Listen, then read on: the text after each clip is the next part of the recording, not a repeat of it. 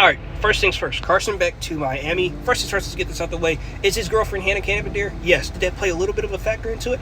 Possibly. But that doesn't really make most of the reason why he went to Miami. Hey, Miami has a great offensive line, and they're retaining a lot of the people from last year. If you saw what Cam Ward was able to do with that offensive line, even though he wanted to decide to create for himself at the time.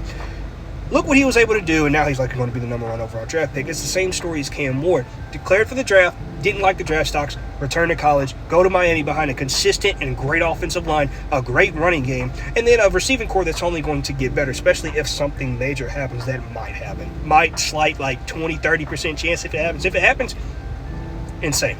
But what it also means for Beck is he gets a chance to revitalize his status as QB1. He was QB1 coming into this season, but the performances just didn't show up when he needed to show up. But he had an inconsistent offensive line at Georgia. A lot of players dropped a lot of balls for Georgia as well. So that's one of the other consistent things that Miami's going to be able to bring for Carson Beck.